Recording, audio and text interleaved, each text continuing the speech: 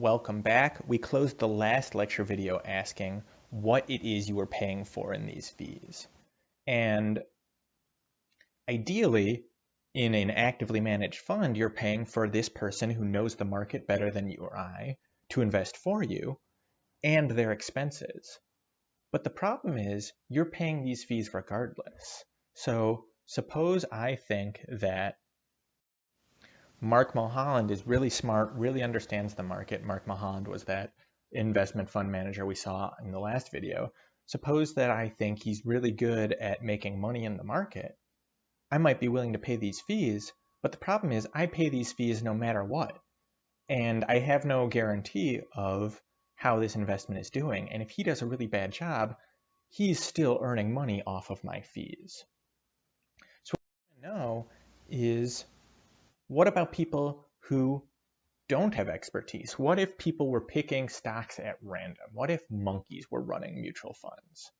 How many of these people picking at random, how many of these monkeys are going to beat the market? To know how many mutual funds beat the market. And right there I have the number 92, but it's not the way you think. It's who don't beat the market. So let's take a minute to talk about how we can achieve some additional returns if these mutual fund managers are not beating the market. And the way is with an index fund. And so if these money managers aren't getting us what we're paying for, maybe we can skip them entirely and tie our portfolio, our diversified investment vehicle, in other words, our mutual fund, to some sort of index, to some sort of algorithm, and just perform how the stock market or how that index is performing. If actively managed funds aren't beating the market anyway, let's just invest in the market writ large. And the reason we do this is because of something that's known in econ as the efficient market hypothesis. There are different forms of this, but broadly speaking, the efficient market hypothesis suggests that actively managed funds aren't going to beat the market because the market is just a collection of prices. And as we learned in Unit 2, all prices are the reflection of available information. So I'm not going to get too much into what this hypothesis looks like in terms of our investment and our retirement, but I will drop this video into the lecture notes below.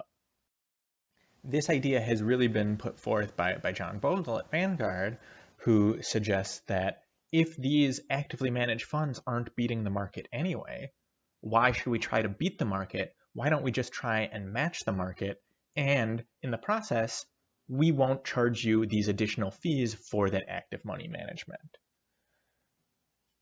So I think Bethany McLean, who's a financial journalist, put this best, which is by building our portfolio around index funds, it's not settling for market average.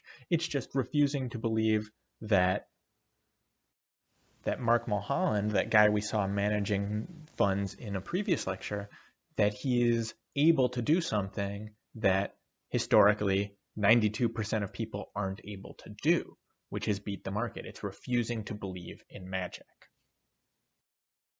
So within that framework, there are different kinds of index funds, and what they are just tied to different indices, either the S&P 500, Standard & Poor's 500, which is the 500 largest publicly traded companies in the US. There's the Dow Jones Industrial Average, which tracks 30 industrially important companies, the Wilshire 5000, and as you can start to see from these numbers, the numbers reflect how many companies they track.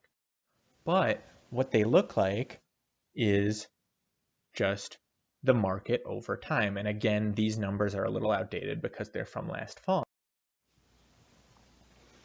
But indexed funds just follow the market in general.